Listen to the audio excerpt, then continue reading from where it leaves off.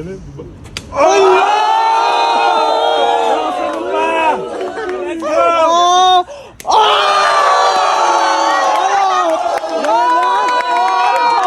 Bawi, bawi! Oh, ganyan lang. Sige! Bawi! Sige! Oh my God!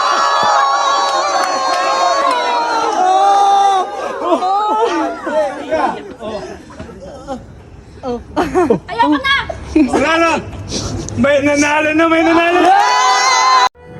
Kay Lynn Alcantara, Gina G daw sa pagsampal kay Mariel Pamintuan.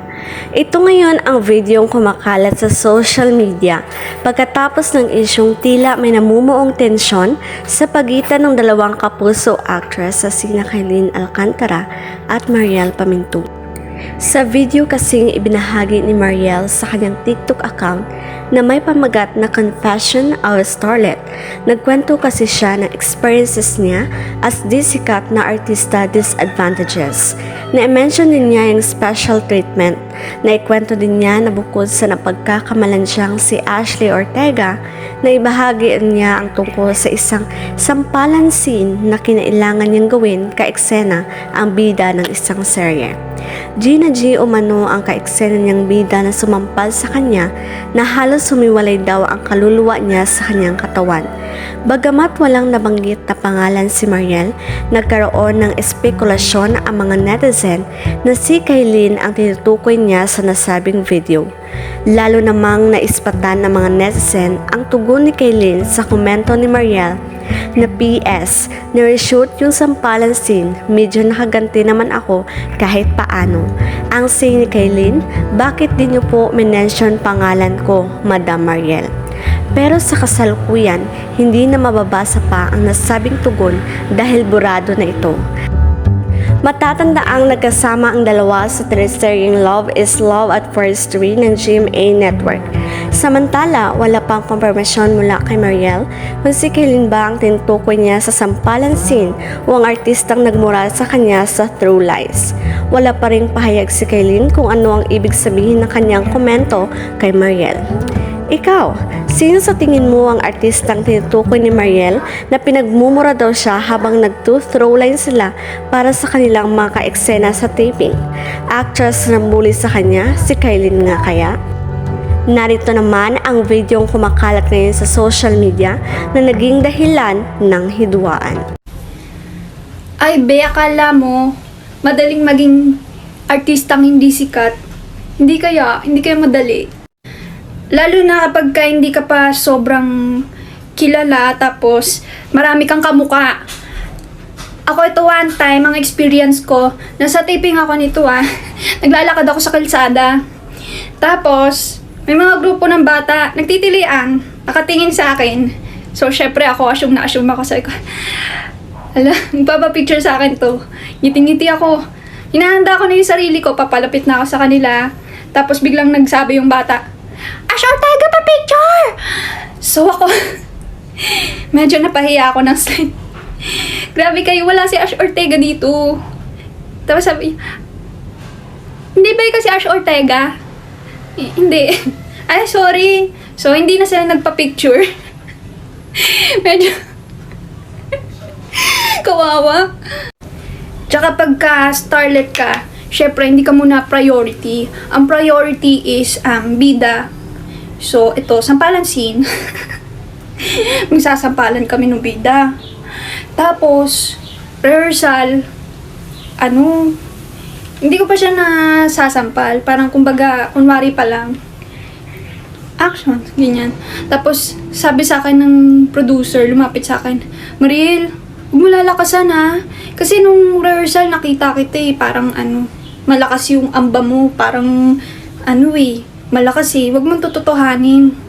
Yung yung mukhang totoo lang, pero wag malakas. Sabi ko, ay, opo, sige po. Hindi pa naman dumadampi sa mukha namin, yung sampal. Tapos sabi, action! O di, ginawa ako, sampal ko. Tapos, yung bida talaga, Gina G sa akin. Talagang nakikita ko siya, slow-mo. Ganyan. Sabi ko, ay pucha, mukhang malakas to Tapos gumana na sa mukha ko. Talaga, Yung tenga ko nayanig. Yung kaluluwa ko naiwan dun sa sa set. Nagpalit na ng setup. Cut! Nandun pa rin yung yung body and soul ko. Naiwan dun. Parang hala, anong nangyari? Sabi nung kaluluwa ko. Naiwan siya, na-shook. Ganun. Tsaka syempre pagka ka na, may K ka na, pag nagkamali ka, hindi ka masyadong okrayin. Mare, cut, it's okay, it's okay. Again, take 2, action, ganun lang. Tapos pagka starlet ka lang, tapos hindi ka naman major role, ganun. Pamparami lang. Pag nagkamali ka, yari ka, wag ka magkakamali. O okrayin ka. Ay, tatanga-tanga ha. Ay, anong oras na? Parang hindi pa gising ang diwa ah. O ba yan ha? Ulit-ulit na, nakakainis na, ganun. Pero okay lang yun guys. Kung talagang, ang pagda-artista, hindi for the weak yan. Kasi talagang kung gusto mo, kahit ginaganon ka, sige lang ng sige, go lang ng go. Diba? Yan yung mga magpapatibay sa'yo yung mga panggaganon nila. Yun yung motivation ko na parang, someday, magiging star din ako katulad nung mga kasama ko para hindi na nila ako ookrayin. Ganun, tapos, alam mo yung pa-main character ka lang lagi. Tapos, pagka nag-uumpisa ka, syempre, yung mga mas may K na, ayaw nila ng kakompetensya. So, yung mga baguhan, ibubuli nila yan. Hindi naman lahat. Marami ding mababait. Pero merong mga ilan na talagang attitude. So, hindi mawawala sa showbiz yan, mga ganyan. So, syempre, ayaw nila ng kakompetensya. Kaya, ngayon pa lang, na nag-uumpisa ka, buburahin ka na. Elimination round, ganun. So, patibayan ng loob. So, wag kang, magpapatibag. Wag ka papayag. Wag ka papayag, B. So, ayun na nga. One time, nakwento ko na to eh. May artista na minumura ako. Pagka nagto-throw lines kami, throw lines, yun? Ibig sabihin, parang nagpa-practice lang ng linya, ganun. Ng linya, kasi isasalang na kami. Nagto-throw lines kami. Minumura ako. Indirectly, sinisingit niya dun sa lines niya. Pero sino pa bang minumura mo kundi ako lang? Diba? Tayong dalawa lang ang nagto-throw lines dito, tapos bigla ka magsasalita ng gano'n. Hindi rin siya pa joke. Kasi kapag joke, nakakatawa. May tatawa, walang tumatawa, B. May ibang mga tao, walang tumatawa sa'yo. Tapos hindi ka rin tumatawa. So parang yun, parang may pagka-angas. Inaangasan ako. So hindi ko na lang pinansin. Do not engage. Kasi pagka ganun, gagawan ka pa ng kwento. So wala, hindi ako nagsusumbong o Bala ka dyan. Kasi yan, yung mga ganyan, i-compile mo yan. Yan ang ang magiging success story mo. So, yan ang magiging history mo. Ikukwento mo yan. Yan ang mga hugot mo sa buhay. Pagka ini-interview ka, may artista po na ganito ako, ginanito ako. Dapat ikaw lang ang bida. Hindi ka hindi ka magmamaldita. Dapat ikaw ang bida sa kwento. So, pagka kwento mo yan, siguro after 5 years, after 10 years, ikukwento mo yan, yung experience mong yan. Tapos, diba, i-compile mo. Wag kang papatol. Basta yung mga samaan ng loob mo, ipunin mo yan ng ipunin. Tapos, portfolio mo yan. Pagka sikat ka na, doon mo na ilabas. Diba? Ganon yan, guys. O diba guys, mahirap maging artista hindi pa sikat. Pero gagawin mo na lang katatawanan. Tawanan mo lang lagi. Huwag mo na masyadong seryosohin. Pero minsan din may fragile. May pagka-fragile din ako kasi syempre, may mga problema ka sa buhay, hindi mo maiwasan, tas nagtatrabaho ka, tas may gaganon. Minsan, din yun eh. Din sa puso, may kurot din.